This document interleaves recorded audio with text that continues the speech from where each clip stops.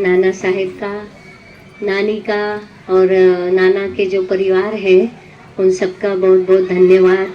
और हम सभी टीचर्स बहनें, चाहे बीके भाई बहने आए हैं, तो सभी की तरफ से बहुत बहुत दिल की दुआएं आपको, क्योंकि नाना साहेब सभी के दुआओं से चल रहे हैं।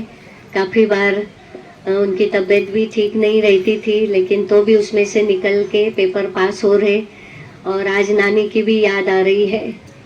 हमेशा नानी यहाँ सेवा में हाजिर रहते थे, तो इसके लिए यहाँ कहाँ न कहाँ कोई न कोई परिवार में जरूर होंगे नानी। तो हम यहाँ से उनको उस परिवार में जहाँ होंगे तो उस परिवार में उनको शुभ भावना, शुभ कामनाएं देते हैं। दूसरी बात, हमारे पार्वती दीदी जी का भी बहुत बचपन से पालना ली है। दीदी हमारे घर में एरोंडोल में आते थे, हम छोटे थे। दीदी इतना निरंकारी थे कि घर में तो एक ही पलंग था। हम बोलते थे दीदी आप ऊपर सो जाओ, नहीं बोला, हम सब बच्चों के बीच में सोएंगे। तो दीदी हमेशा रात को हॉल्ट करते थे हमारे घर में, और हम बच्चे सोते थे तो हमारे बीच में ही सो जाती थी पार्वती दीदी। इतना मतलब प्यार था दीदी का। बहुत ग्रेजुएशन पूरा हो गया तो पहले 10वीं के बाद 12वीं के बाद अभी मत पढ़ना, विनाश होने वाला है, अभी मत पढ़ना, विनाश होने वाला है, हमेशा मीनाक्षी दीदी और पार्वती दीदी बोलते थे। और जैसे ही ग्रेजुएशन पूरा हुआ तो मेरा रिजल्ट भी नहीं आया था, तो मुझे जबरदस्ती ले गए, बोला धुलिया चलो। पहले धुलिया में रहे, लेकिन धुलिया के बाद फिर वापस मालेगांव ले गए। अभी 20 उम्र थी, कुछ समझ में नहीं आ रहा था, लेकिन मालेगांव में वहाँ दीदी बोलती थी कि तू है ना भाषण करना, हमेशा बोलते थे तू भाषण करना। और खाना मैं बोलती थी कि दीदी मुझे खाना बनाना सिखाओ, नहीं तो है ना पढ़ाई कर और भाषण करना। तो उस समय स्कूल कॉलेज में गिरी भाई के साथ जाती थी, तो बहुत सारे स्कूल, उस समय 86 में हमारा शांति का वर्ष चल रहा था, तो बहुत सारे स्कूल कॉलेज में दीदी ने भेजा। और वहाँ सब गुजराती फैमिली थी, तो सुबह सुबह रैली निकलती थी और जागो जागो गीत बजता था। और दीदी बोलते थे ये सब गुजराती माता आती ना, उनको थोड़ा बताते रहना तुम।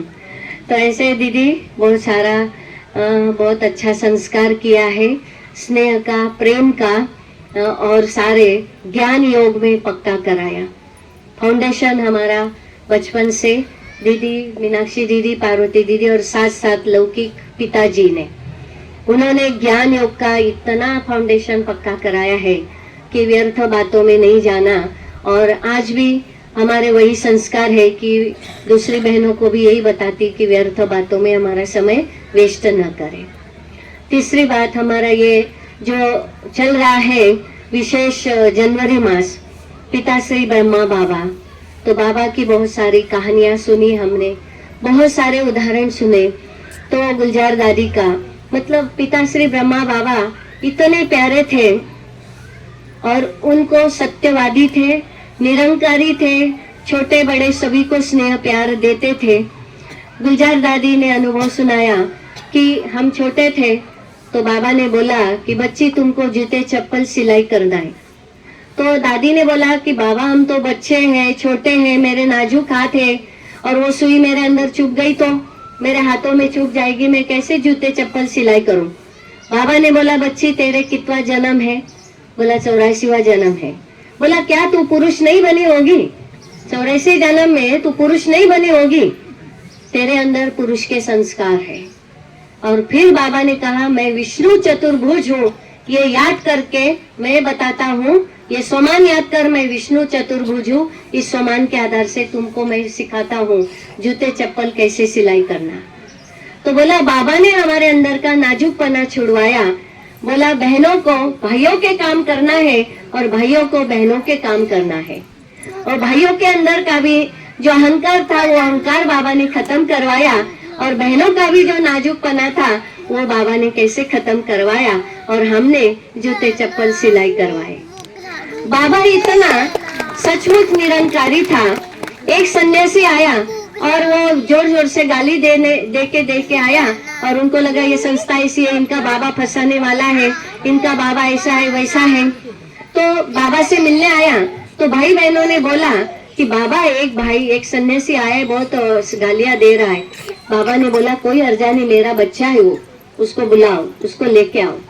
तो जैसे ही बाबा आए तो बाबा बैठे, तो बाबा ने बोला अरे इस बच्चे को गद्दी नहीं दिया, ये बच्चे को गद्दी दो।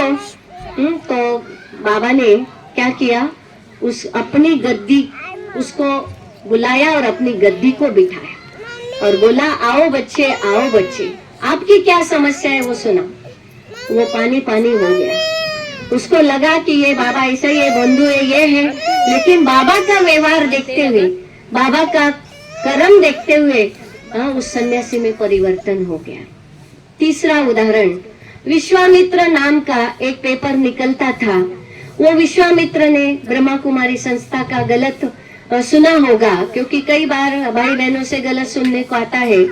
तो उसने नाम था विश्वामित्र, लेकिन उसने पेपर में छपवाया कि एक बाबा निकला है, वो माताओं कन्याओं को भगाता है, और ये जो बाबा है ये अलग बाबा है। और बाबा थे हीरे जवाहर के व्यापारी, लेकिन उसने डाला कि ये साइकिल का व्यापारी है। तो कई भाई बहनों ने बाबा के पास आए, बोले बाबा हम इसके ऊपर केस कर देते। तो बाबा ने बोला नहीं, वो भी मेरा बच्चा है, हम केस नहीं कर सकते, कभी भी बाप और बच्चे के ऊपर केस नहीं कर सकते। बोला तुम ऐसा लिखो। फिर भाई बहनों को बोला तुम लिखो, तुम विश्व का मित्र हो, तो विश्व का मित्र सो हमारा मित्र, निंदा करे सो हमारा मित्र हो। ऐसे बहुत अच्छे अच्छे शब्द लिखे। वो पानी पानी हो गया। उसने बोला कि मैंने इनकी निंदा किया, लेकिन ये बाबा तो सचमुच अलग बाबा है। ये बाबा जरूर ये भगवान का कोई न कोई अलग बच्चा है। तो तुरंत उसने, ये ब्रह्मा कुमारी अच्छी संस्था है और ये बाबा अच्छा है, तुरंत उसने विश्वामित्र पेपर में अच्छा छप के भेजा। ऐसा हमारा बाबा हाजिर जवाबी बाबा था। एक भाई ने बोला बाबा मुझे सर्विस पर ठंडा खाना मिलता है। बाबा ने तुरंत बोला कोई हर्जा नहीं, जब वो भोजन पेट में जाता है तो वो ठंडा ही होता है, तो बाबा की याद में भोजन खा लेना। तो देखो बाबा, ब्रह्मा बाबा की इतनी अच्छी अच्छी कहानियां हैं जो दादियों के साथ सारा शेयर किया हुआ है। एक बार मधुबन में पार्टी आई और उस समय ऐसा था कि जो भंडारा था, स्टोर था, उस स्टोर की ताला लगाते थे, क्योंकि उस समय जंगल पहाड़ी एरिया था। तो वो चाबी है ना गुम हो गई, जो दादी या जो बहन थी वो चाबी गुम हो गई। बाबा ने बोला कि चाबी कहाँ है, तो चाबी मिल नहीं रही थी। वो पार्टी आई और चली गई। बाबा ने उस बच्ची को बोला कि आज मेरे बच्चे खाली हाथ गए, टोली लेकर नहीं गए। बोला तुमको एक चाबी नहीं संभालना आई तो विश्व की चाबी कैसे संभालेगी, तो विश्व का कारोबार कैसे करेगी। ऐसा बाबा था। तो बाबा इतना सुंदर सभी के साथ सत्यता, प्रेम और स्नेह से सभी को परिवर्तन करता था।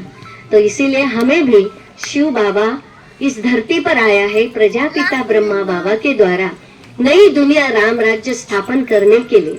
तो हम सभी आत्माओं का राम शिव बाबा, उनसे हमें शांति, प्रेम, आनंद, शक्ति के गुण लेकर हमें भी वो राम जैसा बनना है, हमें भी मर्यादा पुरुषोत्तम बनना है और सारे विश्व के ऊपर राज्य करने के लिए लायक बनना है। इसके लिए बाबा के, हमारे पार्वती दीदी के और विशेष हमारी दीदियों से हम ये गुण सीखेंगे। जो भी गुण हम सीखते हैं तो प्रैक्टिकल व्यवहार में वो गुण हमें दिखाई दे। आज हम ये प्रेरणा लेंगे। ओम शांति।